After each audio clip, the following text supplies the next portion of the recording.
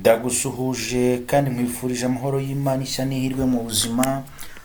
Nyagasani akomeza abane namwe, nkwifurije gukomeza kugubwa neza aho uherereye hose hirya no hino. Ni tariki 2 z'ukwezi kwa gatatu n'umwaka wa 2026. Ni inkuru y'impanuka yabaye tariki 28 z'ukwezi kwa kabiri 2026. Ni impanuka buri wese ari kumva akabura uko iyi nkuru yayivuga cyangwa se yayibara cyangwa se uburyo yabona yagira icyo ayitangazaho, kubera ko ni inkuru iteye ubwoba, ni inkuru y'agahinda n'umubabaro. Nkuko kuri screen mwagiye mubibona cyangwa se mu makuru atandukanye mwagiye mubibona yuko impanuka yabaye yahitanye abantu 11 by'umwihariko, cyangwa se ikibabaje cyane ikaba yahitanye umugabo witwa Martin cyangwa se Martini. Uyu mugabo ari nabo tugiye kugarukaho twibanda cyane ku matariki azashyingurirwaho, ndetse abenshi mwagiye mwitiranya cyangwa se mwagiye mubona ifoto natwe turimo, umugore bagaragaza yuko atwite.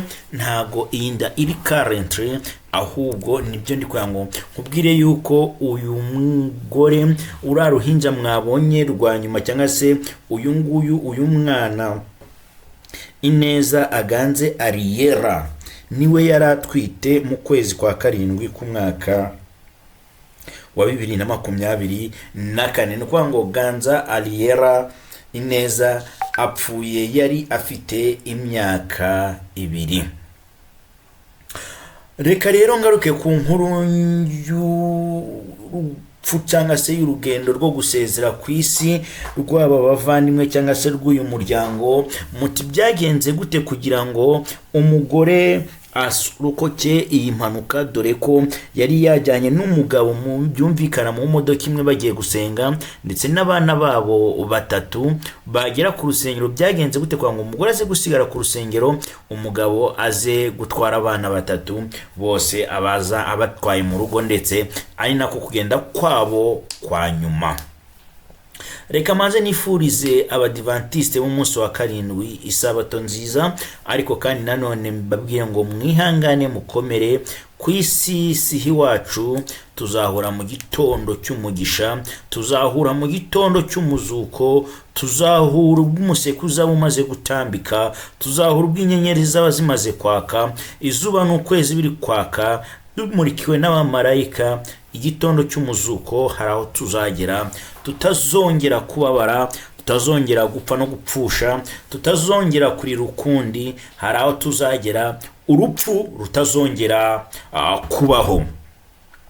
Kimwe nemera cyo nuko urupfu narwo ruzapfa, ruriho kandi rudutwara abantu twakundaga, tugasigarana agahinda, intimba n'umubabaro, tugasigara dushengutse mu mitima, tugasigara tubabaye.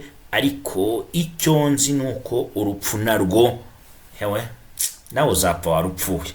Umunsi umwe nawe tuzumva wapfuye, utandukane n'abera, utandukane n'ab'Imana yaremye kandi baremana mu ishusho, ibarema mu ishusho yayo. Byagenze gute rero?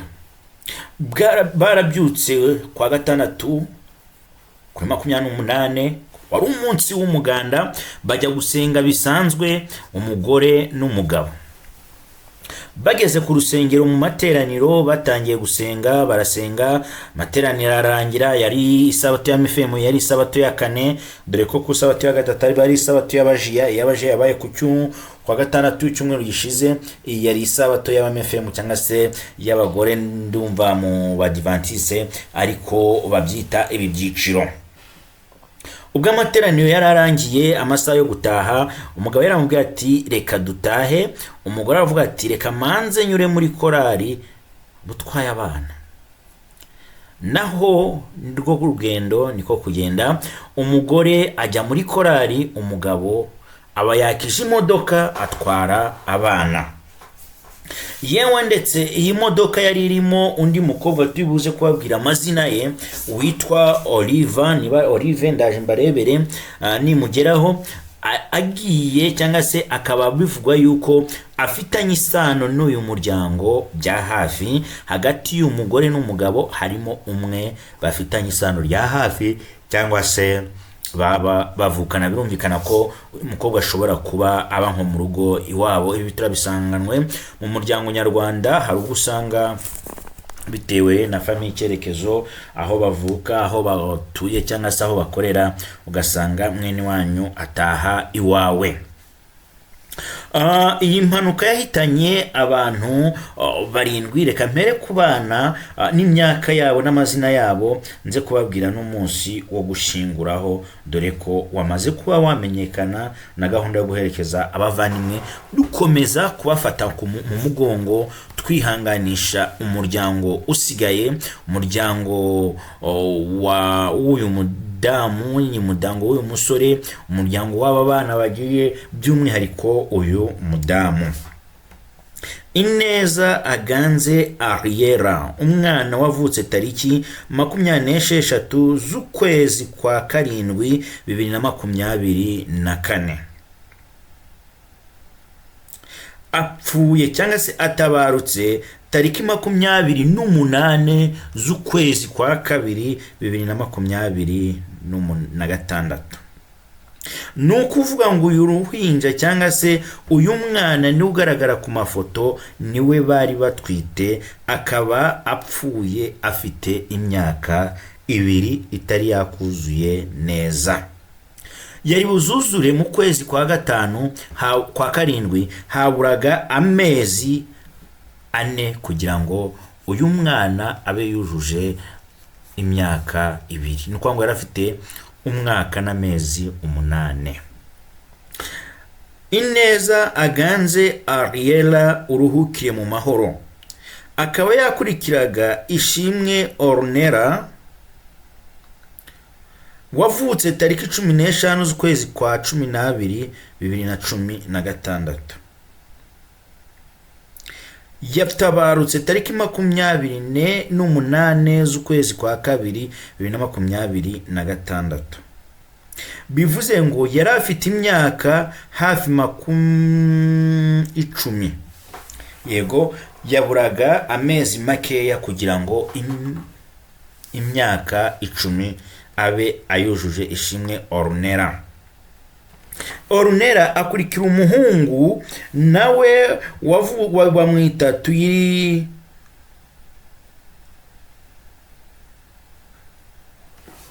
Tuyiringire Shimwa Arnaud. Tuyiringire Shimwa Arnaud yavutse tariki 21 z'ukwezi kwa kabiri 2014. Nako kwezi umujene wacu atabarutsemo. Ni ukuvuga ngo yari afite imyaka 12.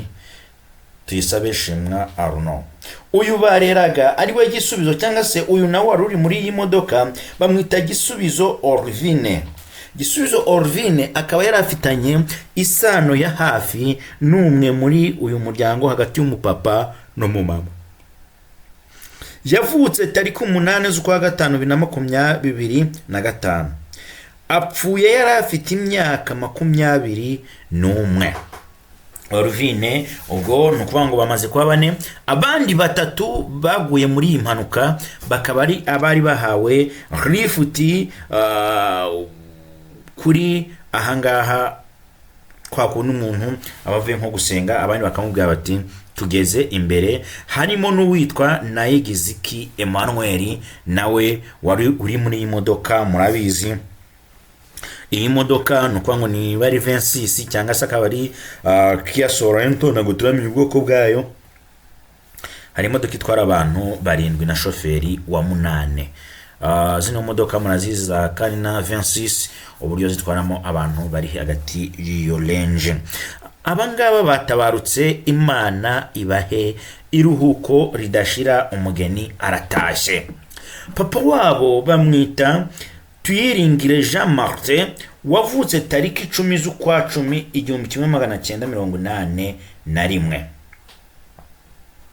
1981.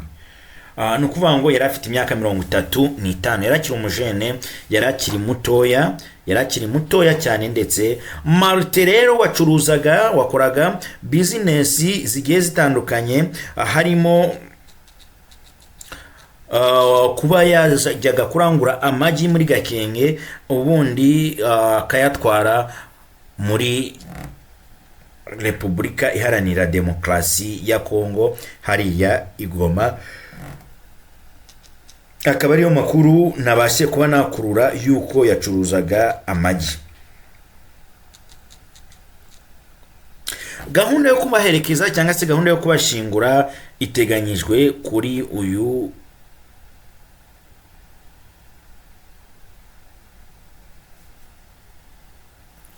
wa gatatu, tariki 4 z'ukwezi kwa gatatu 2026.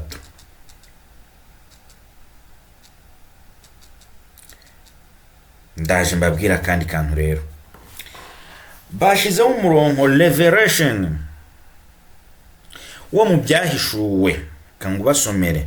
Icyo nemera cyo nuko mu gitondo cyo kuzuka tuzaba turi kumwe, mu gitondo cyo kuzuka tuzabona Imana Data n'Imana n'umwana wayo bicaranye ku ntebe yera, kandi namwe tuzababona.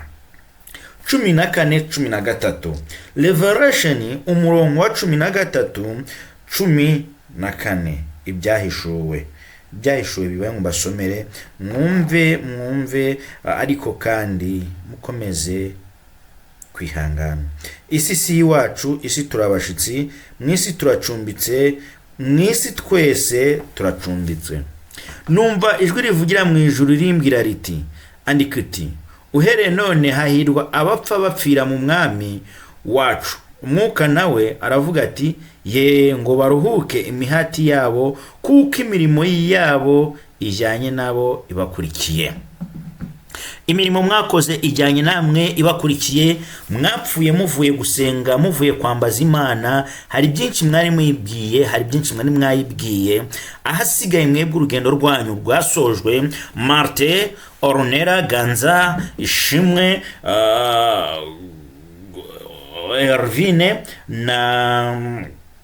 Rivine ndetse na Ishimwe Ornella, Ineza Aganze, Ariera, Gisubizo Orivine, Tuyilingire Shimwa Arnaud, Martin Tuyilingire Jean Martin.